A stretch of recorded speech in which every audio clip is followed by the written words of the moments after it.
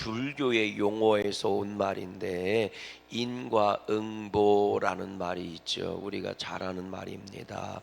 인과응보, 원인 없는 결과가 없다. 그래서 행한 대로 그대로 갚음을 받고 뿌린 대로 거둔다, 이런 말이지요.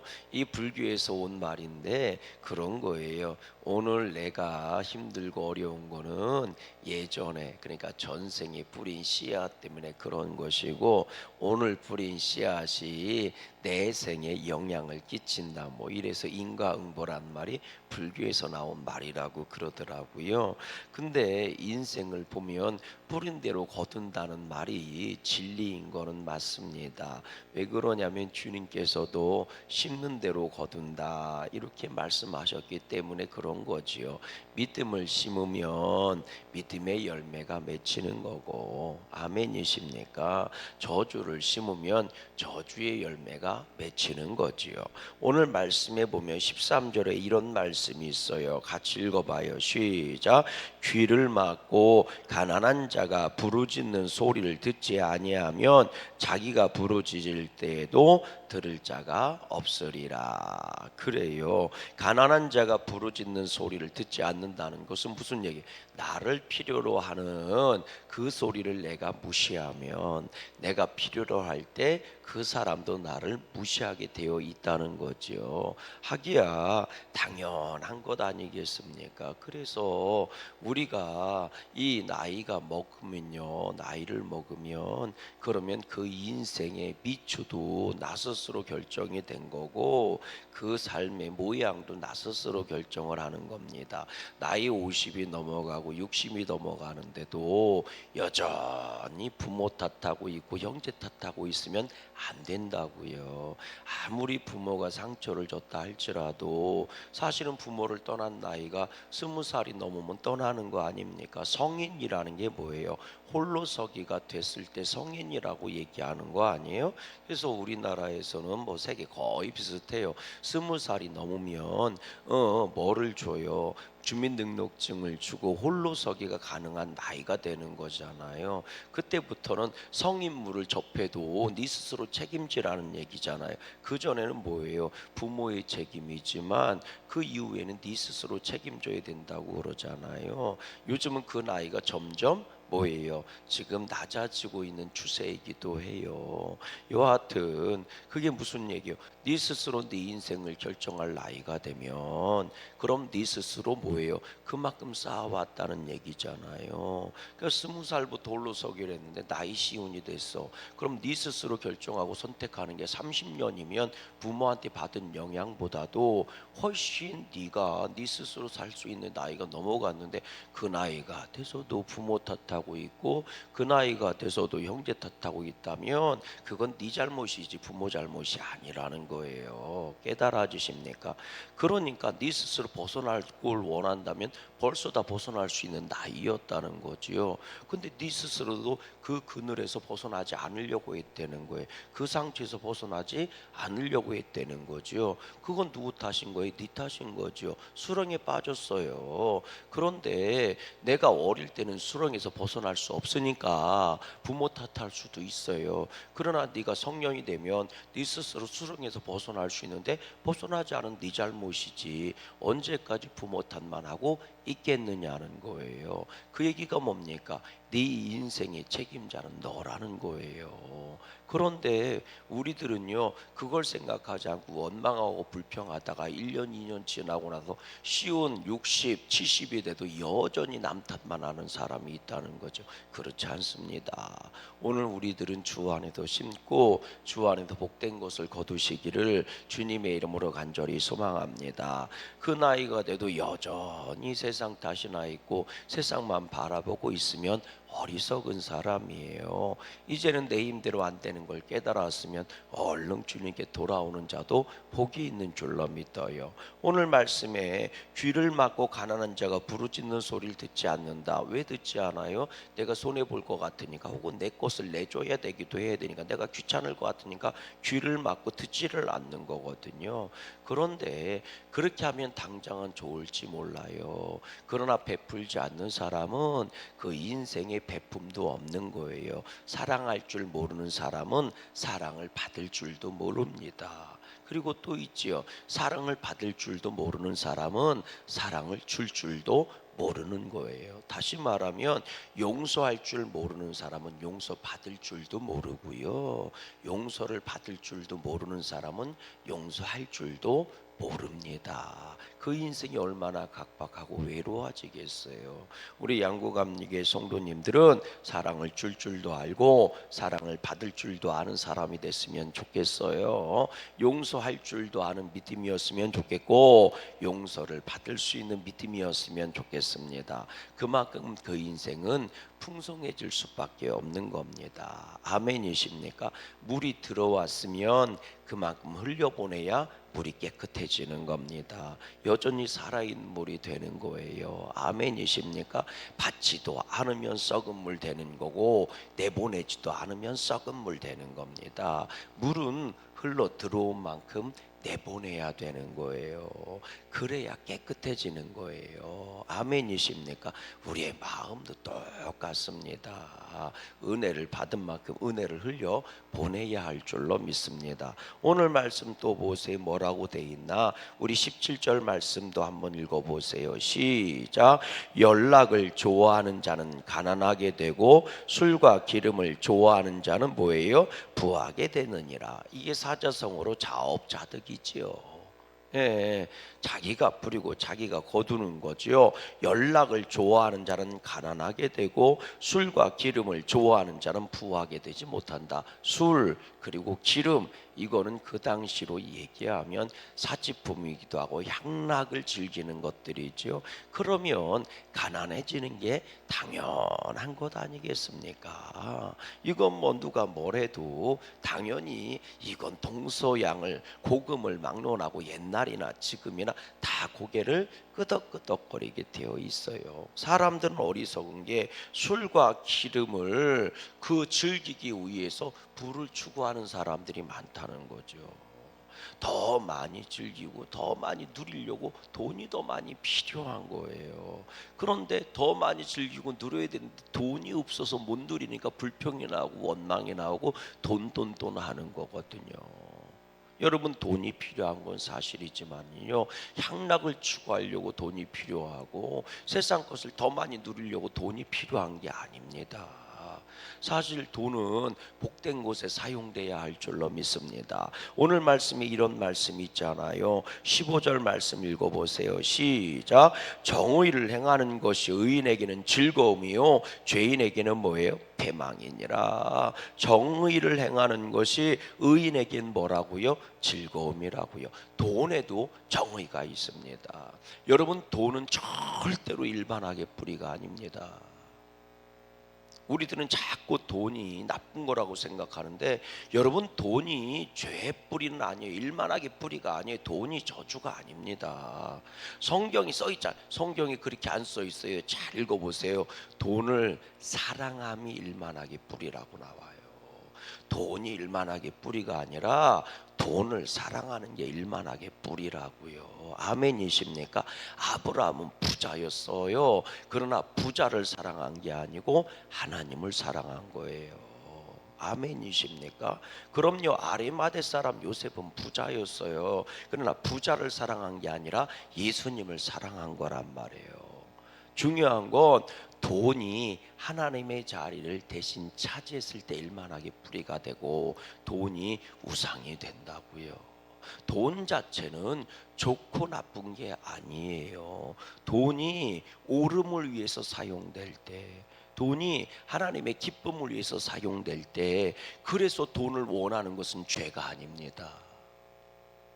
내가 더 선한 사업을 많이 하기 위해서, 내가 더 하나님의 기쁘신 일을 더 많이 위해서 돈이 더 많이 필요해요. 그럼 그 돈을 달라고 기도하는 건 세속적인 기도가 아니에요.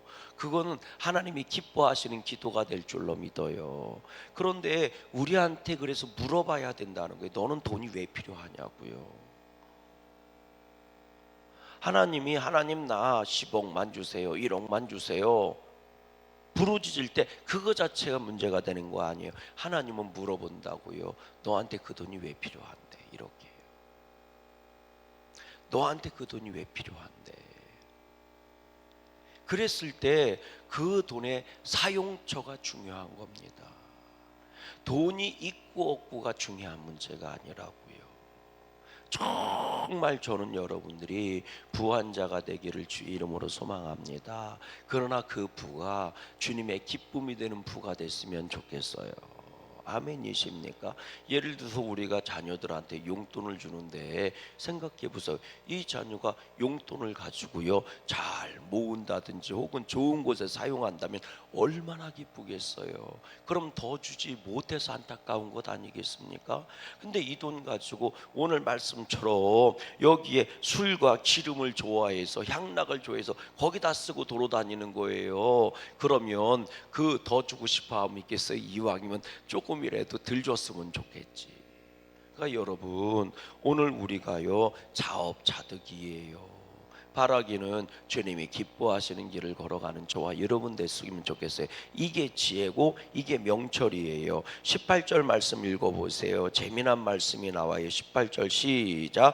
악인은 의인의 속전이 되고 사악한 자는 정직한 자의 대신이 되느니라. 그러니까 악인은 의인의 속전이 된대요. 그러니까 무슨 얘기예요? 의인의 대가가 된다는 거거든요.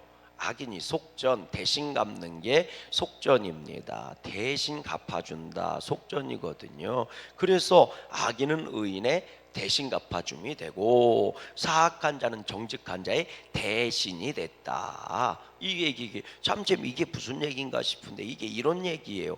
결국 따라하십시다. 선한 것은 승리하게 되어 있고 악한 것은 망하게 되어 있다. 이게 대표적인 얘기가 우리가 잘 아는 에스더서에 나오는 얘기예요. 하만과 모르드게 얘기입니다. 우리가 아는 것처럼 하만이 말이죠, 이스라엘 백성들 다 멸하고 자기를 저기처럼 보는 모르드게를 멸망시키고 그의 부족들이 이스라엘 백성을 멸망시키려고 아하수에로 왕을 찾아가는 거 아닙니까? 그래서 다 멸절시키려고 했던 거잖아요. 그런데 결국 하만이 자기 꾀에 자기가 당해서 모르드게는 뭐하고 높임을 받고 하만은 멸망하는 얘기가 에스더서에 나오는 거잖아요. 아멘. 그 얘기처럼 악인이 처음에는 번성하는 것 같고 막 일하고 의인은 처음에는 막 무너지는 것 같고 손해보는 것 같아도 결국 의인이 승리하게 되어 있고 악인은 망하게 되어 있어요. 그래서 오히려 악인의 망함으로 말미암아 의인은 더 높임을 받게 되어 있고, 그리고 또 사악한 자의 멸망으로 말미암아 정직한 자는 더 높임을 받게 되어 있다, 그런 얘기예요. 아멘이십니까? 그 얘기하는 거예요. 그러니까 무슨 일이 있어도 의를 지키고 선을 지키라는 겁니다. 그렇습니다. 결국 믿음은 승리하게 되어 있어요. 믿음은 이기게 되어 있습니다. 그래서 감리교회의 이 신앙 고백에도요 의의 최후의 승리를 믿는다라는 고백이 있어요. 여러분 오늘 우리가 세상에서요 믿음 갖고 살 때, 의로움을 갖고 살 때 이런저런 일을 당연히 이런저런 안 좋은 일을 당하게 되어 있는 건 맞습니다. 세상은요 자기 편을 좋아하고 자기를 좋아하는 소리를 좋아하지 의로운 소리를 좋아하는 건 절대로 아닙니다. 여러분 보세요. 같이 신앙생활 하는데요 이 사람이 믿음 없는 소리를 해요. 그러면 믿음이 좋은 사람이 이 사람아 믿음 없는 소리 하지 말고 믿음 지키는 소리를 해야지. 그러면은요 상대방이 맞아 내가 믿음 없는 소리를 했네 아이고 이리 들을 기가 있으면 얼마나 좋아. 근데 그렇게 얘기하면 그런다니까. 하여튼 지 잘났다는 소리 그래 너나 잘 믿어라 이런다고요. 참 안타까워. 이 마음이 어떤 마음이냐면 이런 거예요. 14절 말씀 읽어보세요. 14절 같이 읽어봐요. 14절 시작.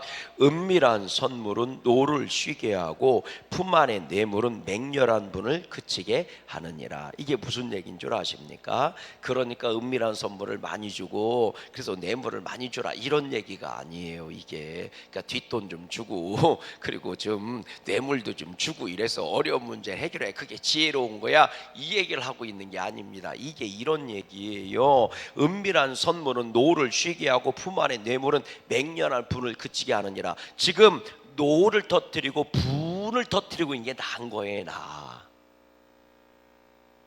내가 지금 불의한 거를 보든가 혹은 말이죠, 잘못된 불의한 거 거짓된 것을 보고 내가 지금 분노하는 거예요. 저렇게 하면 안 되지 막 이러면서 말이죠, 이건 똑바로 고쳐야 돼 뭐 이러면서 말이죠. 그러면 이제 내가 되게 의로운 줄 알고 내가 대단한 줄 아는 거예요. 그런데 누가 나한테 은밀한 선물을 주고 뇌물을 주면 이까지 꺾고 막 이래야 되잖아요. 근데 사람이 그렇지 않다는 거예요. 은밀한 선물을 받고 뇌물을 받으면 싹 주머니에다 넣고 아무도 모르게 해주는 게 싹 주머니 넣고 그럴 수도 있지 뭐 이렇게 바뀐다는 거예요. 사람이. 이게 사람이라는 거예요. 그렇게 연약한 게 인생이라는 겁니다. 내가 대단한 것 같고 내가 의를 지키고 있는 것 같고 막 그런 것 같아도요, 그렇게 은밀한 뇌물을 주고 품 안에 뇌물을 쓱 하고 넣어주면 이 뇌물이잖아요. 그러면 마리아 에이 이러다가 에이 그럴 수도 있지 뭐 사람이 뭐 이렇게 바뀐다 그 얘기예요. 이게 그러니까 정신 똑바로 차리라는 거예요. 이게 은밀한 선물 주고 뇌물 주고 분노를 그치게 하고 잘 피해가, 이게 지혜야. 이건 처세술이지요. 처세술을 얘기하고 있는 게 아닙니다. 사람은 다 그런 존재라는 거예요. 은밀한 선물을 받고 분노를 터뜨리는 사람이 없고 은밀한 뇌물을 받고 품 안에 뇌물을 받고 노를 터뜨리는 사람이 없다는 거예요. 그러니까 너도 똑같은 존재라는 거지요. 너도 똑같은 존재라는 거예요. 그러니 뭐라고 얘기하는 거예요? 여러분 다시 15절 말씀 읽어보세요. 시작. 정의를 행하는 것이 의인에게는 즐거움이요 죄인에게는 패망이다. 그 끝이 패망일 수밖에 없다는 거예요. 그러니 정신 차리라는 거예요. 그 다음 구절 읽어보세요. 시작. 명철의 길을 떠난 사람은 사망의 휘중에 거하리라. 결국 망하게 된다는 거죠. 그러니 여러분 은밀한 뇌물을 즐기지 말라는 거예요. 사람이 참 이렇게 보면 다르고 저렇게 보면 다른다고요. 이런 건 팔을 안으로 굽는다고 그러는 거거든요. 그것은 공의가 아니라는 거예요. 여러분 내 사람이 잘못된 일을 했으면 가르치고 권면해 줘야 되는 거예요. 그냥 눈 감고 넘어가 주는 게 아니고, 은혜롭게 한다는 것은 모른 척 한다는 뜻이 아니고 하나님의 뜻이 이루어지게 하는 거예요. 그게 은혜로운 거예요. 그러니까 말씀을 듣고 또 설교를 듣고 혹은 누가 가르침을 줬을 때 기분 나쁘게 받으려고 하지 말고 하나님의 음성으로 들을 줄 아는 지혜도 있어야 돼요. 아멘이십니까?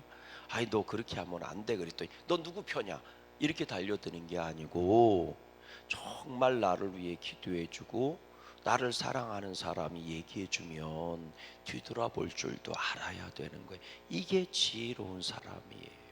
근데 우리들은 내가 듣기 싫으면요 넌 누구 편이야 이렇게 달려들기 시작하는 거예요. 네가 나한테 그러면 안 되지 이렇게 달려드는 거예요. 똑같아요. 내가 사랑하는 사람이고 기도해 주는 사람이라면 막 얘기해서도 안 되는 겁니다. 그 사람의 형편을 들여다볼 줄도 알아야 되는 거예요. 아멘이십니까? 그래서 귀를 막고 가난한 자의 소리를 듣지 않는 사람은 결국 내가 얘기해 때도 아무도 들어주는 사람이 없다라는 말씀은 진리의 말씀인 거예요. 계속해서 한번 보세요. 뭐라고 돼 있나? 20절 말씀 한번 읽어보세요. 20절입니다. 시작.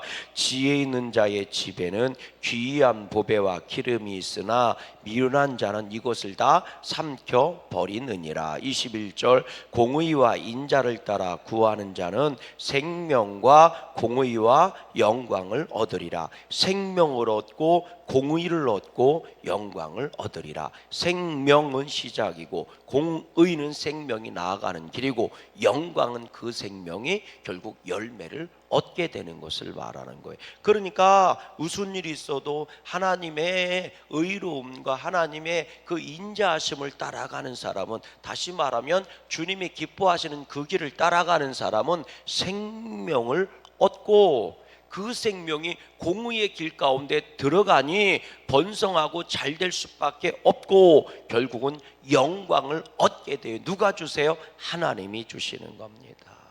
그러니 여러분, 우리 양구감리교 성도님들은 주께서 내 생명이 되셨으니 아멘이십니까? 주님이 내 의로움이 되시고 나의 진리가 되셔야 할 줄로 믿어요. 그리고 결국은 그것이 나로 하여금 승리의 면류관을 쓰게 해야 할 줄로 믿습니다. 그래서 오늘도 예수님은 나의 길이시고 진리시고 생명이 되시는 거예요. 그 주님을 믿고 의지하고 나아가시기를 주님의 이름으로 간절히 소망합니다. 오늘 말씀에 재미난 말씀 나오잖아요. 19절 말씀 읽어보세요. 19절입니다. 재미난 말씀이에요. 시작.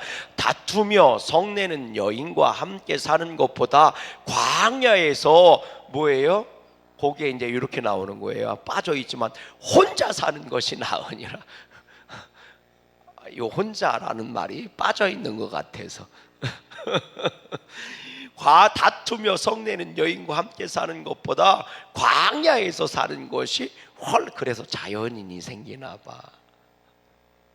그래서 자연인이 생기나 봐. 다투며 성내는 여인과 함께 사는 것보다 광야에 사는 것이 낫다. 이게 다른 말로 얘기하면, 아무리 풍족하고 풍성해도 그렇지, 매일 다투며 사는 것보다는 가난해도 그냥 부족해도 마음 편하게 사는 게 나서. 이게 이 얘기예요. 뭐 있는 것 같고 뭐 누리는 것 같고 엄청난 것 같아도 매일같이 쌈박질만 하는 사람들이 있잖아요. 다투기만 하는 사람들이 있잖아요. 그거 아이고 그렇게 사는 것보다 그냥 별거 없어도 혼자 사는 게 나서요. 이게 이런 거예요. 그러니까 너희들 안에 평강이 있기를 기대하고 그 평안을 지키려고 애쓰라는 거예요. 세상에서 그걸 누리려고 하지 말라는 거예요. 다투는 곳에서 차라리 광야에서 홀로 하나님과 사는 게 낫다는 거예요. 평안을 누리며 사는 게 낫다고요. 이걸 우리식으로 바꾸면 그런 거에 따라하십시다. 사람한테 상처받고 살지 말고. 얼마나 웃기냐면 사람한테 상처받으면 사람을 떠나야 되거든요. 근데 사람은요, 사람한테 상처받으면 사람한테 더 매달려요. 그래서 거기서 자유로워지질 못해요. 그걸 아십니까, 여러분? 사람한테 상처받았으면 사람을 떠나야 되는데 오히려 사람한테 매달리고 사는 게 사람입니다. 여러분, 인생의 상처 다 어디서 와요? 세상에서 오거든요. 그리고 세상에 더 매달리는 거예요. 원망 불평하면서 더 매달려요. 얼마나 웃긴데 쌈박질하는 사람한테 더 매달리고 살아요. 원수에서요 벗어나지를 않아요. 오히려 원수한테 더 매달려요. 그 사람을 죽이자고 매달리든가 그 사람한테 인정받으려고 매달리든가. 그게 사람의 어리석음입니다. 여러분, 사람한테 상처받았으면 하나님하고 가까워지세요. 그러면 상처를 이기는 거예요.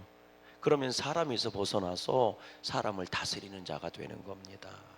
오늘 우리는 지혜롭게 사십시다. 아멘. 여러분 세상에 상처받았으면 하나님 나라에 더 가까이 지내세요. 그럼 세상을 다스리는 자가 되는 겁니다. 바라긴 여러분들에게 어떤 아픔과 상처가 있든 주님이 주시는 생명과 공의와 영광의 생명을 축복을 즐기는 저와 여러분 되시기를 주의 이름으로 소망합니다. 하늘의